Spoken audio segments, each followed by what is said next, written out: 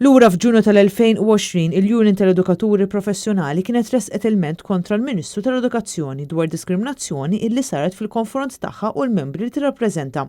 Il-UP kienet talbet illi jkollha aċċess fl-iskejjel, aċċess li kien injorat minn 3 ministri tal-edukazzjoni differenti.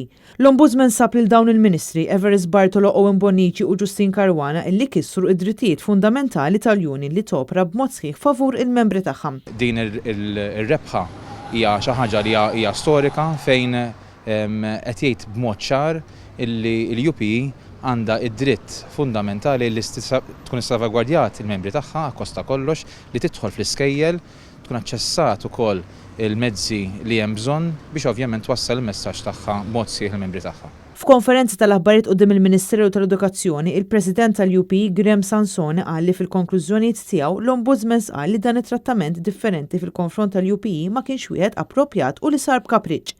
Graham Sansone qal li bid-deċiżjoni tal-Ombudsman issa huwa ċar li l-UP għandha kull dritt li tkun tista' tara lill-membri tagħha fl-iskejjel bħala parti mill-ħidma tagħha favur edukaturi.